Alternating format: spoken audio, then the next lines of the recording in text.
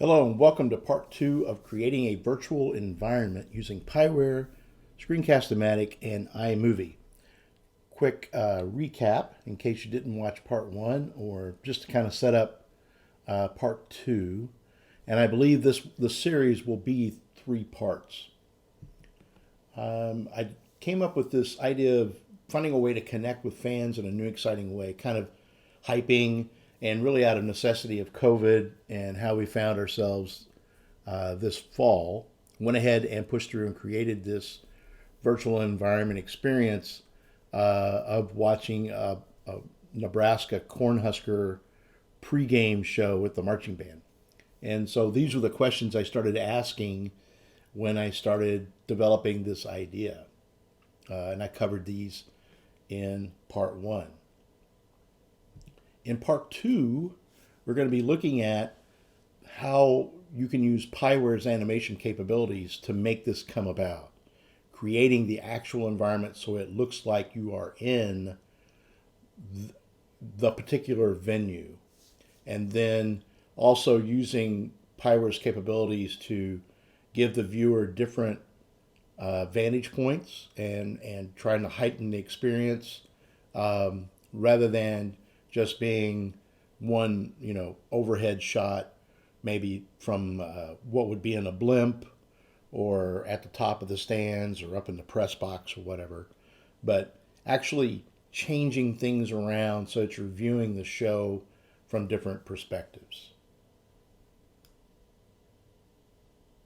Now I've opened Pyware, and if you're not familiar with Pyware, Pyware is the Cadillac, I would say, of software for designing for marching band, drum and bugle corps, indoor color guard, indoor drum line, indoor winds for that matter.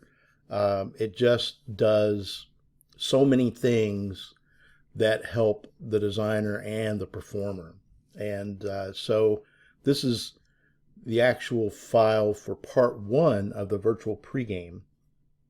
And the screen you're looking at right now is the design screen. So this is where you draw all of the designs and set up the animation and all that stuff for designing. Okay, and what I had to do first, I was talking about in part one, making the field look like Tom Osborne Field in Memorial Stadium. So you can see that I created these for the end zone. So we actually have Huskers in Nebraska in the proper end zone.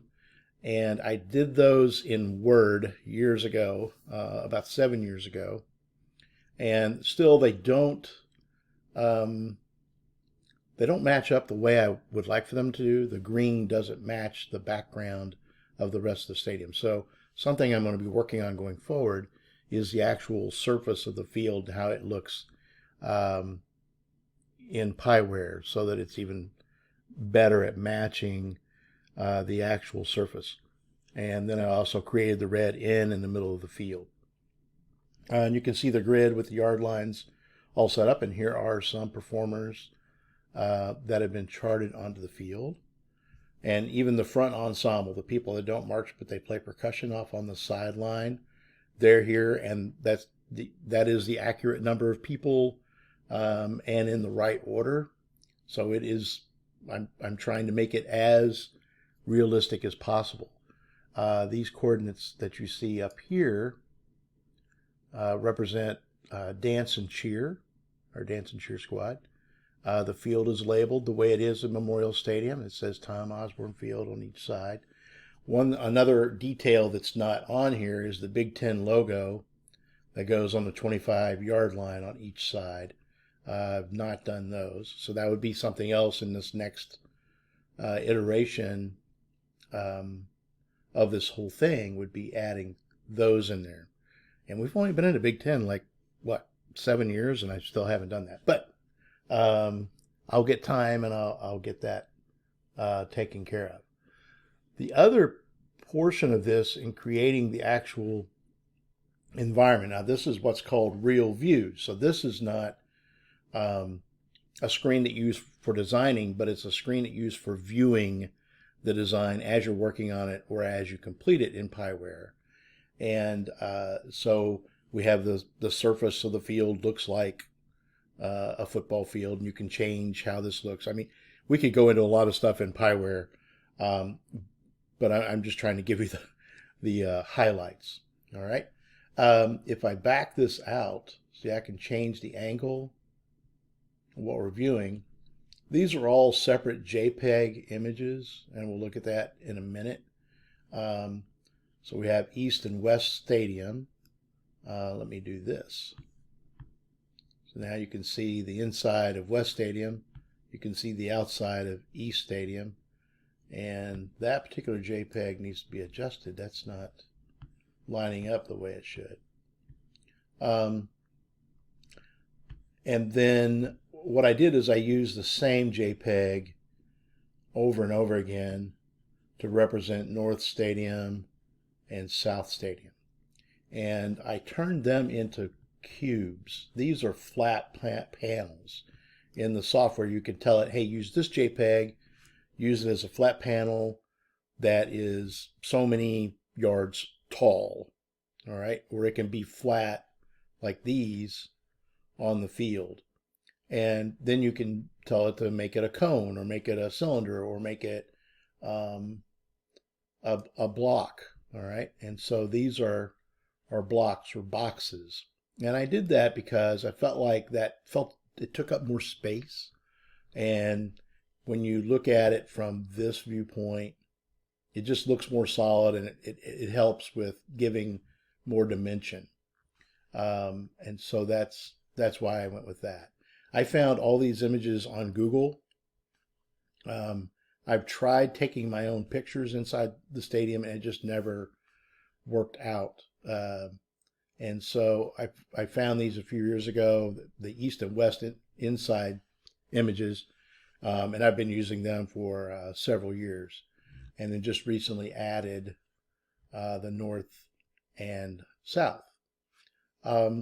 This is what the file looks like if I back out on the design screen. So now you can see those JPEG images and how they're arranged.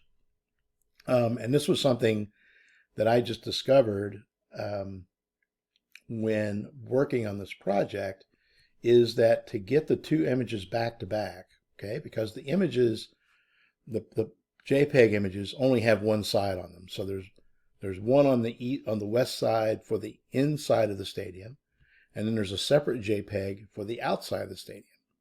So what I had to do was kind of stack them on top of each other, get them right up against each other, so that when we looked at it in real view, you didn't see a gap in between, or you would even see the same image on the other side of the panel.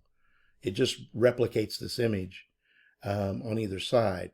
And so I had to put them back to back or stack them in this screen to make that work. All right. So if we go back to the real view, you can see what I'm talking about. So they're right up against each other there. And so took a little while to experiment with that, moving them around to get them to do that. So if I start the animation,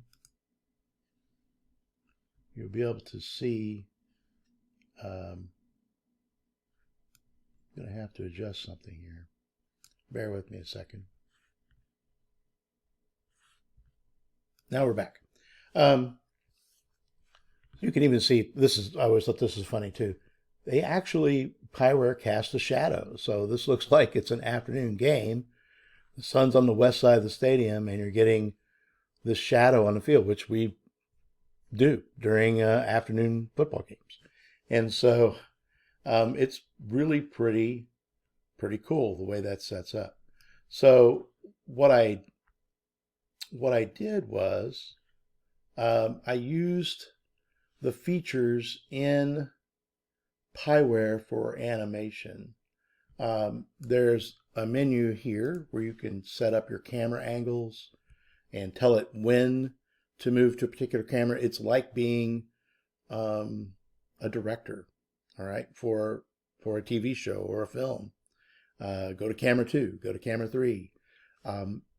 It's like that. So it's pretty cool. And that was what I was most excited about in creating the experience for the viewer, was I was going to be able to do it in such a way that they could get different perspectives. They would be able to see part of the pregame as if they're sitting in Northwest Stadium. They would be able to get to see the pregame as if they're on the east side of the stadium.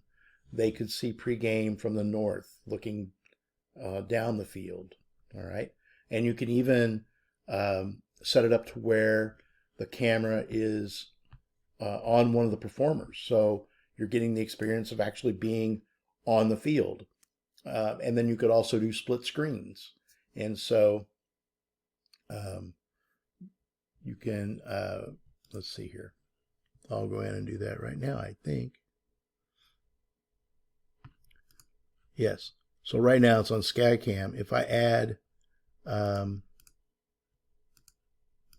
Blimp Cam, now all of a sudden we have another small screen up here, and we can be watching as if we're in the blimp. So I'm just going to change this just a little bit. And I'm trying to remember exactly what the file will do at this point. But I'm going to run a little bit of the beginning of part 1 of the pregame.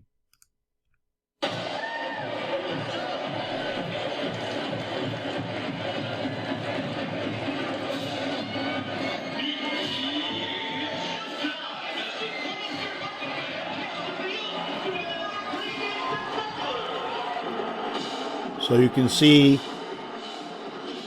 the march on happening with the performers. This is exactly the way we perform this in this sequence.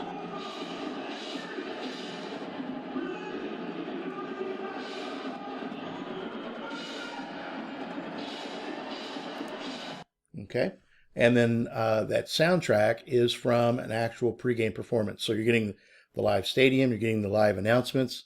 And so it took a little bit of work to sync that up with Pyware so it would actually happen at the right time.